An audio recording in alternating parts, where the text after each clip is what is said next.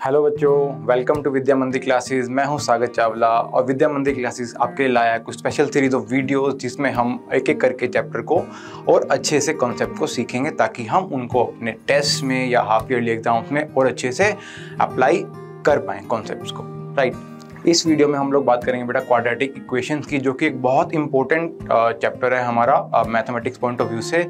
इसके काफ़ी हम यूजेस करेंगे हमारे higher classes like 11th class में भी पढ़ेंगे हम इसके बारे में। ओके, तो फर्स्ट ऑफ ऑल इस वीडियो में बेटा हम लोग पढ़ने वाले हैं क्वाड्रेटिक इक्वेशंस होता क्या है। क्वाड्रेटिक इक्वेशंस को पढ़ने से पहले हमको ये समझना होगा कि क्वाड्रेटिक पॉलिनोमियल क्या होता है। करेक्ट है, क्वाड्रेटिक पॉलिनोमियल क्या होता है। उसके बाद हम पढ़ेंगे बेटा क्वाड्रेटिक इक्वेशन क्या होता है, क्वाड्रेटिक इक्वेशन के रूट्स क्या होते हैं, what is the difference between zero and root. बेटा this is a very important term कि जीरोस और रूट्स के बीच में बहुत कम बच्चों को डिफरेंस मालूम होता है।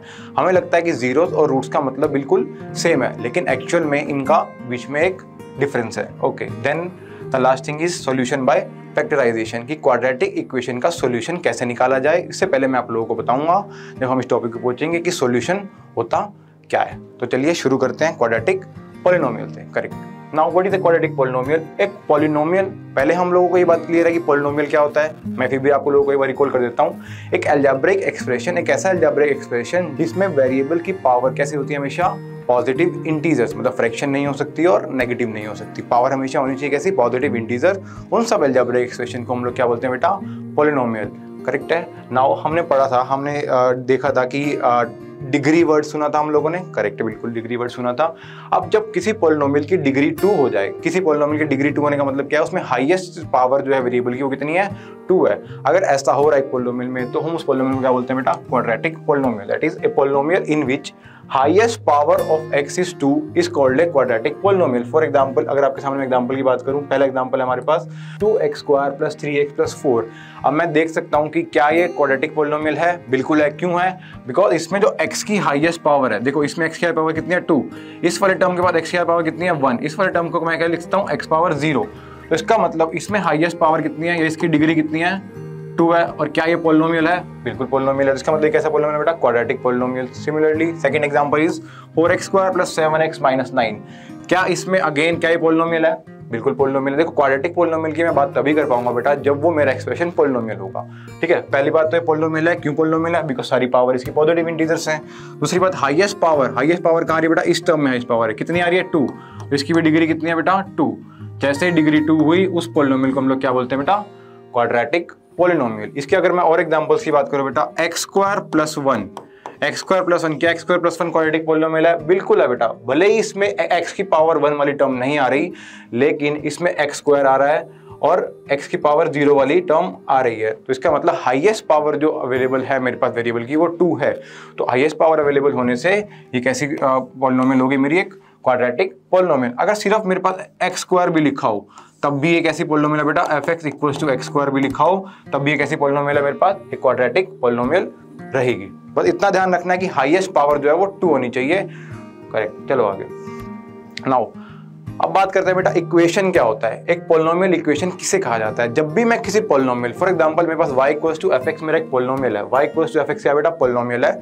अगर मैं इसको इक्वेट कर दूं 0 के, अगर मैं fx को इक्वेट कर दूं 0 के, तो वो जो मेरी स्टेटमेंट बनेगी, जो मेरी इक्वालिटी बनेगी, उस इक्वालिटी को हम क्या बोलते हैं बेटा, इक्वेशन। जब से ही मैंने क्या किया, एक किसी भी पॉलिनोमियल को 0 के साथ इक्वेट में रखा, वो मेरा क्या बन गया, वो पॉलिनोमियल मेरा क्या बन गया, इक्वेशन बन गया। करेक्ट है। फॉर एग्जांपल जैसे x² + 4x + 4, ये क्वाड्रेटिक पॉलिनोमियल है। करेक्ट है। लेकिन मैं जैसे ही इसको 0 के इक्वेट करूंगा, जैसे ही मैं इसको x² + 4x + 4 = 0 रखूंगा, अब ये क्या बन गया बेटा, क्वाड्रेटिक इक्वेशन बन गया। ये क्या बन गया, क्वाड्रेटिक इक्वेशन। और ये क्या था मेरा बेटा, क्वाड्रेटिक पॉलिनोमियल। डिफरेंस क्या है इसमें, ये fx = ये था और ये fx को मैंने क्या किया बेटा, 0 के इक्वेट करते। जैसे ही मैंने मेरे पॉलिनोमियल को 0 से इक्वेट करता हूँ तो वो क्या कहलाता है, मेरा इक्वेशन कहलाई जाती है। जैसे मैं 2 डिग्री के पॉलिनोमियल को इक्वेट करूंगा तो क्या कहलाई जाएगी, क्वाड्रेटिक इक्वेशन। सिमिलरली अगर मैं बात करूँ बेटा लीनियर की, फॉर एग्जाम्पल x + 1 मेरे पास क्या है, क्या लीनियर पॉलिनोमियल है? बिल्कुल है। क्यों? क्योंकि हाईएस्ट पावर इसमें कितनी है, 1 है। जैसे ही मैं इसको 0 से इक्वेट करूंगा, ये क्या कहलाया जाएगा बेटा, लीनियर इक्वेशन। ये क्या हो जाएगा, लीनियर इक्वेशन। आप सब इसके बारे में जानते हैं, जिसमें आपको एक रिकॉल दे रहा हूँ या आइडिया दे रहा हूँ। करेक्ट है। तो क्वाड्रेटिक इक्वेशन क्या हमको समझ में आ गया। ठीक है, पोलिनोमियल इक्वेशन से हमने क्या किया, क्वाड्रेटिक इक्वेशन को जस्ट एक आइडिया ले लिया कि होता क्या है। मतलब बेसिकली हमको इसको जीरो के इक्वेट करना है और जो स्टेटमेंट बनेगी उसको मैं क्या बोलूँगा, इक्वेशन। ठीक है, अब चलते हैं इसकी डेफिनेशन पे। ऑफिशियली इसको स्टैंडर्ड फॉर्म में कैसे क्वाड्रेटिक इक्वेशन को रिप्रेजेंट करते हैं। तो डेफिनेशन है बेटा हमारे पास, an equation of the form ax² + bx + c = 0 where a b c are real numbers and a has to be non zero. The importance is a को नॉन जीरो क्यों होना बेटा, जैसे ही अगर मेरा a 0 हो गया तो x² की टर्म वैनिश हो जाएगी, है ना, देख पा रहे हैं। अगर मैंने a को 0 पुट कर दिया तो x² की टर्म मेरी वैनिश हो जाएगी। अगर x² की टर्म वैनिश हो गई तो इक्वेशन क्या बचेगी फिर, bx प्लस में c = 0। क्या क्वाड्रेटिक इक्वेशन है, नहीं है, क्यों, क्योंकि इसमें हाईएस्ट पावर ऑफ वेरिएबल 1 है। तो इसलिए क्वाड्रेटिक इक्वेशन को अगर प्रिजर्व रखना है तो हाईएस्ट पावर वाले वेरिएबल के कोफिशिएंट को नॉन जीरो होना पड़ेगा। In this case a has to be non zero. तो इसको ax² + bx + c = 0 वाली जैसे दिखने वाली इक्वेशन को हम क्या बोलते हैं बेटा, quadratic equation in the standard form. For example की बात करें अगर हम, वही सेम 4x² + 4 = 0। क्या क्वाड्रेटिक इक्वेशन है, बिल्कुल है। क्यों, क्योंकि इसमें हाईएस्ट पावर कितनी आ रही है, 2 आ रही है, इक्वल टू 0 इक्वेट कर रखा है मैंने। मतलब मेरे 4x² + 4 जो पोलिनोमियल था उसको मैंने क्या कर रखा है बेटा, 0 से इक्वेट कर रखा है। तो इक्वेशन क्या बन गई है, क्वाड्रेटिक इक्वेशन। अगर मैं इसमें सिंपल एक इक्वेशन लूँ 2x² + x = 0, क्या एक क्वाड्रेटिक इक्वेशन है, बिल्कुल है। क्योंकि बेटा जो b और c हैं वो रियल नंबर्स हैं और b और c पे नॉन जीरो की कोई रेस्ट्रिक्शन नहीं है कि उनको नॉन जीरो ही होना है। b और c जो है वो जीरो हो सकते हैं, सिर्फ किसको नॉन जीरो होना है, a को। अगर a जीरो हो गया, जैसे मैंने आपको बताया कि जो टर्म है जो x² वाली टर्म वो वैनिश हो जाएगी। इसका मतलब b and c can be zero. इस केस में देखो हमने b को जीरो किया, क्वाड्रेटिक इक्वेशन थी, बिल्कुल थी। इसको हमने क्या किया, c को जीरो किया, क्या क्वाड्रेटिक इक्वेशन थी, बिल्कुल है, करेक्ट। तो हमने समझ लिया बेटा क्वाड्रेटिक इक्वेशन क्या होती है, बेसिकली वो पॉलिनोमियल, वो क्वाड्रेटिक पॉलिनोमियल अगर मैं उसको 0 को इक्वेट कर दूं तो जो इक्वेशन बनेगी उसको हम क्या बोलेंगे बेटा, क्वाड्रेटिक इक्वेशन। अगेन क्वाड्रेटिक का मतलब ये है कि डिग्री जो है वो क्या होनी चाहिए, 2 होनी चाहिए। चलिए, अब अभी तक हमने समझ लिया बेटा क्वाड्रेटिक इक्वेशन बना कैसे, पोलिनोमियल की हेल्प से बना। पोलिनोमियल से हमने पोलिनोमियल इक्वेशन पे गए, पोलिनोमियल इक्वेशन से देन क्वाड्रेटिक इक्वेशन। चलिए आगे चलते हैं, बात करते हैं अब रूट्स ऑफ एन इक्वेशन की। मतलब बहुत इंपॉर्टेंट टर्म है ये रूट, जो इक्वेशन के रिगार्डिंग जो हम यूज़ करते हैं, रूट टर्म बहुत इंपॉर्टेंट है। जो भी क्वेश्चंस बनेंगे आपके बेसिकली रूट बेस्ड ही बनेंगे। अभी इस वीडियो में मैं आपको ये बताऊंगा कि रूट्स होते क्या हैं, कैसे निकाला जाता है रूट्स को। और आप जब नेक्स्ट वीडियो में आप लोग देखेंगे कि नेचर ऑफ रूट्स के बारे में मैं आपको सिखाऊंगा कि नेचर ऑफ रूट्स की, रूट्स के नेचर के बारे में हम क्या कमेंट कर सकते हैं, या नेचर ऑफ रूट्स किस बात पर डिपेंड करता है, करेक्ट है। अभी पहले हम ये समझते हैं कि रूट्स होता क्या है। Okay, what is root, the values of x which satisfies the equation. जो x की वैल्यूज, वो x की वैल्यूज जो इक्वेशन को सेटिस्फाई करे, या मतलब उस इक्वेशन को ट्रू होल्ड कर दे। फॉर एग्जाम्पल की मैं बात करूं, जैसे x² - 2x + 1 = 0। क्या क्वाड्रेटिक इक्वेशन है, पहली बात तो हमको समझनी पड़ेगी, बिल्कुल है क्वाड्रेटिक इक्वेशन। क्यों, हाईएस्ट पावर 2 है और इक्वालिटी का साइन है मेरा 0। तो क्या क्वाड्रेटिक इक्वेशन है, बिल्कुल है। अब the values of x which satisfies the given equation, मतलब मुझे वो x की वैल्यू जो इसको सेटिस्फाई करे, मतलब जैसे ही मैं x को उस वैल्यू से रिप्लेस करूं तो तब भी ये इक्वेशन ट्रू होल्ड करनी चाहिए। मतलब क्या बेटा, इन जनरल अगर मैं मतलब बताऊं, a real number k is said to be root of a quadratic equation. मान लो हमने स्टैंडर्ड फॉर्म में क्वाड्रेटिक इक्वेशन ली, जनरल फॉर्म में ax² + bx + c = 0। तो k को मैं रूट तब कहूंगा अगर मैं x को k से रिप्लेस कर दूं। बेसिकली x को अगर मैं k से रिप्लेस कर दूं और जो इक्वेशन है वो ट्रू होल्ड करे। देखो मैंने x को क्या किया, k से रिप्लेस कर दिया, यहाँ पे x से k पुट कर दिया, c के साथ x की टर्म थी नहीं तो c का c as it is. k को मैं रूट तब कहूंगा बेटा अगर ax² + bx + bk प्लस में c भी मेरा क्या आ रहा है, 0 आ रहा है। मतलब जो k नंबर है मेरा, k जो मेरा रियल नंबर था वो उस इक्वेशन को सेटिस्फाई कर रहा है। सेटिस्फाई का मतलब वैल्यू रिप्लेस करने पर वो इक्वेशन ट्रू होल्ड कर रही है, करेक्ट है। ओके, नाउ अगर मैं इस इक्वेशन की बात करूं बेटा, x² - 2x + 1 = 0, मतलब वो x की वैल्यू जो इसको ट्रू होल्ड कर दे वो रूट है। बात समझ में आ गई। चलो हम ट्राई करते हैं x को 0 पुट करना। मान लेते हैं कि x को 0 लेके देखते हैं एक बार। x को 0 पुट करो, क्या आएगा बेटा, 0 - 0 + 1। ये तो 0 के बराबर नहीं है, तो मतलब लेफ्ट हैंड साइड तो 1 आ रही है लेकिन राइट हैंड साइड 0 है, तो मतलब इक्वेशन ट्रू होल्ड नहीं कर रही। तो इसका मतलब x = 0 is not a root, correct है। अब बात करते हैं बेटा x = 1 की, मतलब x को 1 से रिप्लेस करने पर चेक करते हैं क्या 0 आ रहा है क्या। अगर 0 आ गया तो इसका मतलब इक्वेशन ट्रू होल्ड कर रही है। इसका मतलब x = 1 जो है वो मेरा रूट है। पुट करो x² - 2 × 1 + में 1, इसकी वैल्यू क्या रही है, देखो बेटा 1 - 2 + 1 0 विच इज करेक्ट है, लेफ्ट हैंड साइड 0 आ गया, राइट हैंड साइड तो मेरा है ही 0। इसका मतलब x इक्वल टू 1 जो वैल्यू है बेटा, x इक्वल टू 1 एक ऐसा रियल नंबर है जिसको मैंने x से जैसे ही रिप्लेस किया, दैट इज x से मैंने जैसे ही उसको रिप्लेस किया उस नंबर को, वो इक्वेशन ट्रू होल्ड कर गई। तो all those values, the values of x which satisfies the given equation is called a root of that quadratic equation. Correct है बेटा, रूट का मतलब आपको समझ में आ गया। मतलब बेसिकली हम क्या कर रहे हैं, वो x की वैल्यू जो उस इक्वेशन को सेटिस्फाई करेंगी उसको हम क्या बोलेंगे, रूट्स ना बेटा। इसके बाद अब बात आती है कि हम पोलिनोमियल में एक वर्ड पढ़ते हैं जीरोस, और क्वाड्रेटिक इक्वेशन में मैंने वर्ड पढ़ा रूट्स। अब कई बार हम जब क्वेश्चन को सोल्व कर रहे होते हैं, जब हम कुछ रीडिंग कर रहे होते हैं या पढ़ रहे होते हैं या सीख रहे होते हैं, तो हमें लगता है कि जीरो और रूट जो है वो बिल्कुल सेम वर्ड है, इनमें कोई भी फर्क नहीं है। हाँ, वैल्यूज जो है वो बिल्कुल सेम आने वाली है, लेकिन इनकी डेफिनेशन में थोड़ा सा डिफरेंस है। अब मैं उसको क्लैरिटी करूंगा आपको कि क्या जीरो वर्ड कहाँ यूज करते हैं हम और रूट्स वर्ड को कहाँ पे यूज करते हैं। तो the next topic is difference between roots and zeros. Correct है, ठीक है। पहली बात हम करते हैं जीरोस, क्योंकि आपने जीरोस पढ़ा भी होगा। तो बड़ा जीरो वर्ड का यूज, जीरोस वर्ड का यूज किसके रिस्पेक्ट में किया जाता है, पॉलिनोमियल्स के रिस्पेक्ट में किया जाता है। जीरो वर्ड्स का यूज किसके साथ करते हैं हम, पॉलिनोमियल्स के रिस्पेक्ट में। और रूट वर्ड का यूज या रूट्स वर्ड का यूज हम कहाँ करते हैं बेटा, इक्वेशंस के रिस्पेक्ट में। करेक्ट है, पहला डिफरेंस तो इनके बीच में ये है कि जीरो और रूट्स के बीच में डिफरेंस क्या है, जीरो वर्ड को मैं पॉलिनोमियल्स के रिस्पेक्ट में यूज करूंगा और रूट्स वर्ड को इक्वेशंस के रिस्पेक्ट में यूज करूंगा। करेक्ट है। नाउ अब हो क्या रहा है, तो जीरो का मतलब क्या बेटा, वो x की वैल्यू जो पॉलिनोमियल को जीरो बना दे। देखो ध्यान से समझना, थोड़ा सा बस वर्ड प्ले है इसमें। वो x की वैल्यू जो पॉलिनोमियल को जीरो बना दे, उस वैल्यूज को हम क्या बोलते हैं बेटा, जीरोस बोलते हैं। फॉर एग्जांपल, अगर मैं आपके सामने एक एग्जांपल लूं, fx equals to x square plus 3x plus में 2, x square plus 3x plus 2। तो बेटा x इक्वल्स टू -1 पुट करो एक बार, कितना आ रहा है बेटा, 1 - 3 प्लस में 2, ये 0 आ रही है। तो इसका मतलब x इक्वल्स टू -1 जो है बेटा, वो इसको 0 बना रहा है। ये पहले से 0 नहीं है, ये एक पॉलिनोमियल है fx equals to x square plus 3x plus 2। तो x इक्वल्स टू -1 जो है वो इसको 0 कर रहा है। तो इसका मतलब x इक्वल्स टू -1 को यहाँ क्या बोलेंगे हम, पॉलिनोमियल के रिस्पेक्ट में क्या बोला जाएगा कि -1 जो है वो इस पॉलिनोमियल का 0 है। करेक्ट है। अब इसी तरीके से बेटा अगर मैं एक इक्वेशन लूँ, हमारे पास x square plus 2x plus 1 equals to 0। अब मैं ध्यान से देखूंगा कि x इक्वल्स टू जो -1 है या x इक्वल्स टू -1 जो है, ये अब इक्वेशन चेंज कर दी मैंने, मतलब स्टेटमेंट चेंज कर दी मैंने। अब ये इक्वेशन बन गई, पहले मेरा क्या था, ये पॉलिनोमियल था। x इक्वल्स टू -1 पुट करो बेटा, कितना आएगा, 1 - 2 + 1। क्या 0 के बराबर आ रहा है, क्या 0 इक्वल टू 0 हो गया। तो इसका मतलब बेटा left hand side equals to right hand side आ गई। अब डिफरेंस क्या है यहाँ पे, x इक्वल्स टू -1 इसको सेटिस्फाई कर रहा है। वो इक्वेशन जो है मेरी, वो पहले पॉलिनोमियल जो है वो 0 है। अब मैं वो x बता रहा हूँ जिसपे वो 0 हुई है। बात समझ में आ रही है। दोबारा बताता हूं आप लोगों को, 0 क्या होता है बेटा, वो x की वैल्यूज जो इक्वेशन को, जो पॉलिनोमियल को 0 बना दे, उस वैल्यू को हम क्या बोलते हैं बेटा, जीरोस ऑफ दैट पॉलिनोमियल।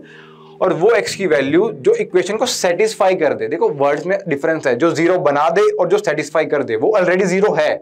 वो x की वैल्यू जो इसको 0 को सेटिस्फाई करेगी, उस x की वैल्यू को हम क्या बोलेंगे बेटा, रूट ऑफ दैट इक्वेशन। और वो x की वैल्यू जो पॉलिनोमियल को 0 बना देगी, मतलब जिस वैल्यू पर पॉलिनोमियल 0 हो रहा है, उस वैल्यू को क्या बोलते हैं मैडम, जीरोस ऑफ पॉलिनोमियल। तो ध्यान रखेंगे, जब भी मैं जीरो वर्ड्स का यूज करेंगे हम लोग, तो पॉलिनोमियल के रिस्पेक्ट में करेंगे।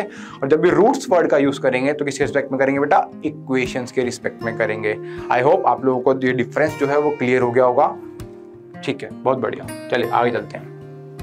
नाउ अब बात आती है, इक्वेशन हमने पढ़ लिया, क्वाड्रेटिक इक्वेशन क्या होता है, रूट क्या होते हैं। नाउ थिंग इज कि इक्वेशन के रूट्स निकाले कैसे जाएं, कि मतलब सॉल्यूशन कैसे निकाला जाए। तो सबसे पहले आपको सॉल्यूशन वर्ड का मतलब मैं समझा देता हूँ। सॉल्यूशन वर्ड का मतलब ये होता है बेटा कि वो x की वैल्यू, सॉल्विंग ए क्वाड्रेटिक इक्वेशन मींस, मतलब सोल्व करना क्वाड्रेटिक इक्वेशन का मतलब क्या है, मींस क्या कि find the values of x for which the given quadratic equation is satisfied. मतलब अगर आपके पास सोल्व वर्ड आ जाए या find solve the quadratic equation, तो मतलब क्या है, सोल्विंग ए क्वाड्रेटिक इक्वेशन का मतलब क्या है, मुझे वो सब x की वैल्यूज फाइंड करनी है जो उस इक्वेशन को सेटिस्फाई करेगी। अगर आप रूट्स की डेफिनेशन को यहाँ से कनेक्ट कर पाए तो बेसिकली मुझे रूट्स ही निकालने हैं, क्योंकि रूट्स का मतलब वही था ना, वो x की वैल्यूज थी जो इक्वेशन को सेटिस्फाई कर रही थी। तो बेसिकली जो सॉल्यूशन वर्ड जो हम क्वेश्चन में यूज करेंगे, उसका डायरेक्ट मतलब यही है कि हमारे को क्या निकालना बेटा, रूट्स फाइंड करने हैं उस इक्वेशन के। करेक्ट है। तो रूट्स फाइंड करने के बेटा हमारे पास मेथड है, हमारे पास पहला फैक्टराइजेशन मेथड। आई होप आप फैक्टराइजेशन आप लोगों ने पढ़ रखा होगा आपकी अर्ली क्लास में, तो फिर भी मैं आप लोगों को रिकॉल कर देता हूँ। बेसिकली मान लो हमारे पास अगर एक इक्वेशन है बेटा, ax² plus b x plus c equals to 0 type की। मान लेते हैं हमारे पास एक क्वाड्रेटिक इक्वेशन है ax square plus b x plus c equals to 0 type की। अब फैक्टराइजेशन मतलब क्या है, मुझे इस क्वाड्रेटिक इक्वेशन को दो लीनियर फैक्टर्स में ब्रेक करना है ना। अब बाय फैक्टराइजेशन मेथड कैसे किया जाता है, बेसिकली मुझे इस b को एक ऐसे b1 और b2 में ब्रेक करना है, मतलब b को ऐसे b1 और b2 में ब्रेक करना है सच दैट इसका सम तो यही आए b1 प्लस b2 b आए और इनका प्रोडक्ट क्या है बेटा a और c आए, मतलब c एक्स स्क्वायर और x की पावर 0 के कोफिशिएंट का प्रोडक्ट आए किसका b1 और b2 का, मतलब b1 प्लस b2 तो b ही आना चाहिए एंड उनका प्रोडक्ट क्या आना चाहिए बेटा a इंटू सी। तो इस मेथड को हम क्या बोलते हैं बेटा फैक्टराइजेशन मेथड। जैसे हम इस मिडिल टर्म को स्प्लिट करेंगे, बेसिकली क्या कर रहे हैं, मिडिल टर्म को स्प्लिट कर रहे हैं दो टर्म्स में। मिडिल टर्म के स्प्लिट होने से होगा क्या, हमारे पास दो लीनियर फैक्टर बन जाएंगे जिनको मैं 0 से इक्वेट करूंगा, तो मेरे पास x की वैल्यूज आ जाएंगी। कौन सी x की वैल्यूज, जो इक्वेशन को सेटिस्फाई कर रही होंगी, मतलब बेसिकली क्या आ जाएगा मेरे पास रूट्स ऑफ दैट इक्वेशन। ठीक है, चलो क्वेश्चन करते हैं एक। हमारे पास क्वेश्चन है बेटा, solve the quadratic equation 2x square minus 5x plus में 3 equals to 0 by factorization method. मुझे फैक्टराइजेशन मेथड से इसको सोल्व करना है बेटा। इसको ना दो तरीके से वर्ड यूज करेगा, सोल्व द क्वाड्रेटिक इक्वेशन, या फिर अगर मैं बोलूं find the roots, find the roots word use किया जाए या फिर सोल्व वर्ड यूज किया जाए, दोनों का मतलब एक ही है। ठीक है, इस बात का ध्यान रखेंगे क्योंकि बिकॉज सॉल्यूशन में जो x की वैल्यू आ रही थी उनका मतलब रूट्स ही था ना बेसिकली हमारे पास। ठीक है, अब करना क्या बेटा, 2x square minus 5x plus 3 को फैक्टराइजेशन की हेल्प से मिडिल टर्म को स्प्लिट करना है और दो लीनियर फैक्टर्स में इसको ब्रेक करना है। चलिए देखते हैं।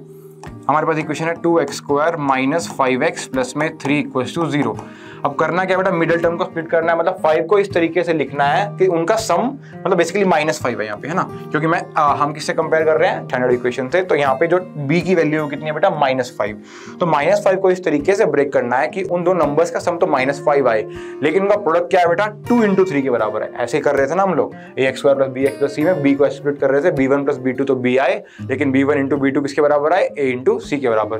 तो ध्यान से देखिए, क्या मैं इसको ऐसे लिख सकता हूँ 2x स्क्वायर माइनस 2 माइनस 3, क्या मैंने 5 को ब्रेक कर दिया -2 और -3 में। इनका देखो सम कितना आ रहा है, -5 आ रहा है। इनका प्रोडक्ट देखो बेटा -2 और -3 का प्रोडक्ट क्या आ रहा है 6 और 2 और 3 का प्रोडक्ट क्या है 6। तो इसका मतलब मैंने मिडिल टर्म जो है वो बिल्कुल करेक्टली स्प्लिट कर ली है। अब करना क्या है, इन दोनों को अलग अलग कर लो। 2x square minus 2x minus 3x plus में 3 इक्वल्स टू 0। अब क्या करेंगे बेटा, यहाँ से जहाँ से कॉमन आ रहा है वहां से कॉमन ले लो। यहाँ से 2x कॉमन आ रहा है, अंदर बचा x माइनस 1, करेक्ट है। यहाँ से -3 कॉमन आ रहा है, अंदर बचा क्या x माइनस 1 इक्वल्स टू 0। अब मैं इन दोनों टर्म्स में से बात करूँ तो x माइनस 1 कॉमन आ रहा है इन दोनों टर्म्स में से, तो क्या आएगा अपने पास x माइनस 1 बाहर आ गया हमारे पास, अंदर क्या बचा 2x माइनस 3 इक्वल्स टू 0। अब यहाँ से आगे कैसे प्रोसीड किया जाए, है ना। फिर हमने क्या किया, फैक्टराइजेशन की हेल्प से दो लीनियर फैक्टर ब्रेक कर लिए, सच दैट उनका प्रोडक्ट कितना आ गया 0 आ गया। प्रोडक्ट कितना आ गया बेटा 0 आ गया।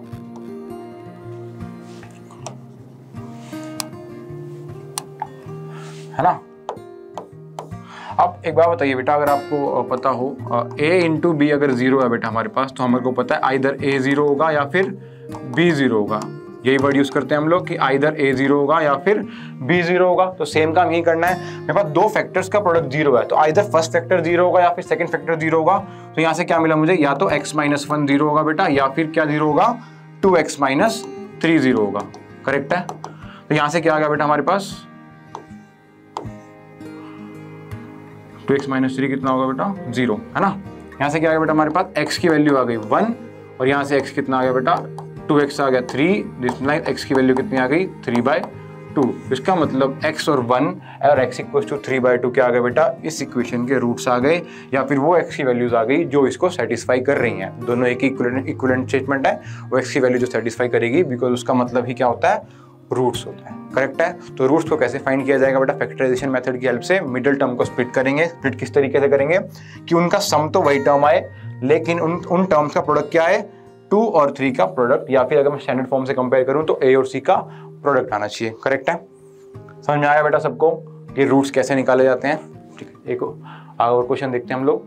ठीक है, नाउ क्वेश्चन है बेटा हमारे पास, find the roots of the quadratic equation 6x square minus x minus 2। Quadratic equation है, बिल्कुल देख सकते हैं, हाईएस्ट पावर हमारे पास 0 है और इक्वल टू 0 भी मेंशन है। 6x square minus x minus 2 equals to 0, correct है। अब करना क्या बेटा, -1, b की वैल्यू क्या है बेटा, अगर मैं इसको ax² plus bx plus c से कंपेयर करूं इसको, तो b की वैल्यू क्या है मेरे पास -1, मतलब -1 को इस तरीके से ब्रेक करना है मेरे पास कि उन दो नंबर्स का सम तो -1 आए, लेकिन उन दो नंबर का सम प्रोडक्ट कितना आए, 6 × -2 आना चाहिए। करेक्ट है?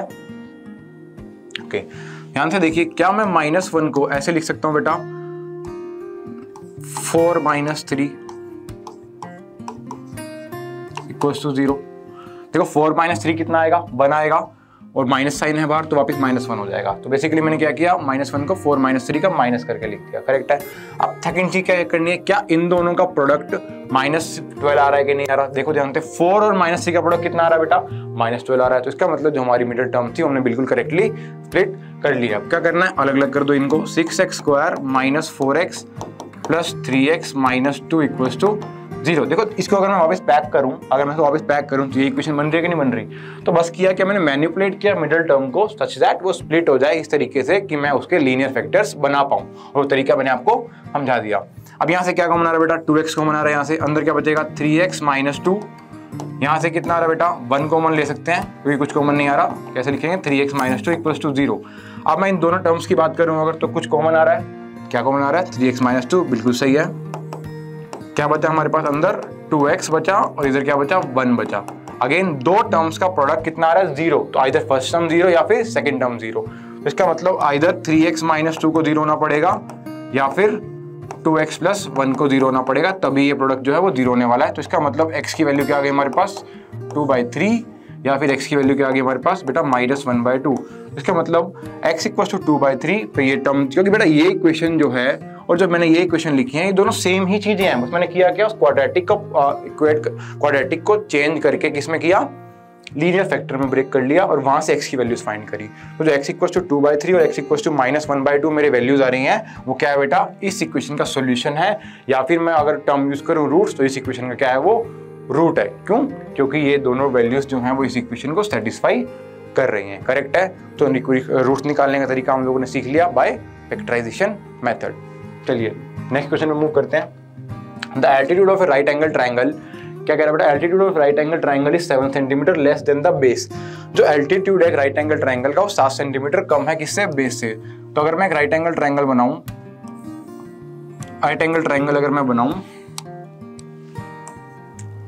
अगर एक राइट एंगल ट्राइंगल बनाया जाए बेटा, तो मतलब क्या कहना चाह रही है कि altitude is 7 centimetre less than the base. तो अगर मैं बेस को x मान लूं, तो मेरा एल्टीट्यूड कितना हो जाएगा बेटा, x - 7। तो क्या करेंगे, x - 7। तो लेट, इसका नाम देते हैं बेटा ABC, let base of triangle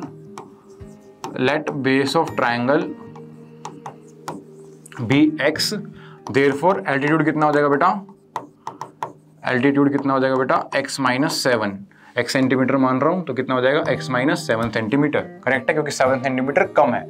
if the hypotenuse is 13 centimetre, क्या बोल रहा है, इस राइट एंगल ट्राइंगल का हाइपोटेन्यूज कितना है, 13 centimetre. That is hypotenuse of triangle ABC कितना है हमारे पास बेटा, 13 सेंटीमीटर। करेक्ट है? तो हमारे पास क्या क्या चीज आ गई बेटा, AB की वैल्यू कितनी आ गई मेरे पास, x - 7, BC की वैल्यू कितनी आ गई, x आ गई, और AC कितना है मेरे पास, 13। नाउ राइट एंगल ट्राइंगल में हम पाइथागोरस थ्योरम अप्लाई कर सकते हैं। पाइथागोरस थ्योरम क्या कहता है हमारे को, कि जो हाइपोटेन्यूज का स्क्वायर होगा वो किसके बराबर होगा, परपेंडिकुलर स्क्वायर प्लस में बेस स्क्वायर। देयरफॉर यहाँ से क्या आ गया हमारे पास, AC² = AB² plus BC square. अब यहाँ पे वैल्यू पुट करो, कितना आएगा बेटा, AC² कितना है, 13 का स्क्वायर इक्वल्स टू AB कितनी वैल्यू कितनी है, x - 7 स्क्वायर प्लस में x²। यहाँ से क्वाड्रेटिक इक्वेशन बनेगी हमारे पास। क्वाड्रेटिक इक्वेशन क्या बनेगी बेटा, x² plus 49 minus 14x plus में x², और यहाँ कितना आएगा बेटा, 169। यहाँ कितना आएगा हमारे पास, 169। तो 13 का स्क्वायर क्या होता है, 169। अगर मैं इस इक्वेशन को सोल्व करूं तो कितना बनेगा मेरे पास, 2x²।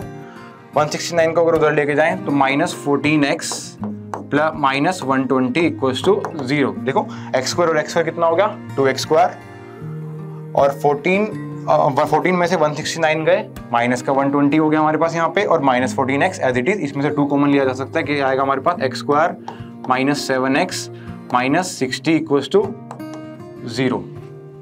करेक्ट है। X square minus 7x minus 60 equal to 0। अब करना क्या है, 7 को इस तरीके से ब्रेक करना है, -7 को इस तरीके से ब्रेक करना है कि उन दोनों का सम तो -7 आए, लेकिन प्रोडक्ट कितना आना चाहिए, 1 इंटू -60, दैट इज -60 आना चाहिए। तो क्या मैं इसको ऐसे लिख सकता हूँ, x square minus 12x plus 5x minus 60 equal to 0 लिख सकते हैं, बिल्कुल लिख सकते हैं, बिकॉज -12 प्लस 5x कितना होगा, -7x, इन दोनों का प्रोडक्ट कितना होगा, -5 और 12, -12 और 5 का -60, करेक्ट है हमारे पास। चलो यहाँ से कॉमन लो, x कॉमन आया, अंदर क्या बचा, x माइनस 12, यहाँ से 5 कॉमन आया, क्या बचा, x minus 12 equals to 0। x minus 12 common आएगा अब दोनों में से, क्या आ गया हमारे पास, x minus 12 into x plus में 5 इक्वल्स टू 0। दो टर्म्स का प्रोडक्ट 0 है, तो इसका मतलब यहाँ से हमारे पास क्या आ गया, आइदर x की वैल्यू 12 आ गई हमारे पास, या फिर x कितना आ गया, -5। अब x था क्या बेटा हमारे पास, x क्या था, बेस ऑफ ए ट्राइंगल। क्या बेस कभी भी नेगेटिव हो सकता है क्या, बिल्कुल, कोई साइड ऑफ ए ट्राइंगल कभी भी नेगेटिव नहीं हो सकती। तो इसका मतलब मैं कौन सी वैल्यू को एक्सेप्ट करूंगा, सिर्फ 12 को। तो x की वैल्यू कितनी आ गई मेरे पास, 12 आ गई, x आ गया मेरे पास 12 सेंटीमीटर। तो देयरफॉर BC कितना आ गया मेरे पास, 12 सेंटीमीटर, और AC की और AB की वैल्यू कितनी आ गई मेरे पास, AB कितना आ गया, 12 माइनस 7 दैट इज 5 सेंटीमीटर। तो बाकी दो साइड हम लोगों ने निकाल ली, कितनी आ गई, ये आ गई 12 और ये कितनी आ गई 5, करेक्ट है। तो क्या किस चीज़ का यूज़ किया था हम लोगों ने इसमें, क्वाड्रेटिक इक्वेशन को सोल्व करने का, और दूसरा क्या, पाइथागोरस थ्योरम का। आई होप आपको कॉन्सेप्ट और अच्छे से क्लियर हो गए होंगे, और नेक्स्ट वीडियो में बेटा मैं इसका आगे का पोर्शन लेके आऊँगा आपके लिए क्वाड्रेटिक इक्वेशन का। तो बने रहिए हमारे साथ और सीखते रहिए, एंड चैनल को सब्सक्राइब करिए। Thank you.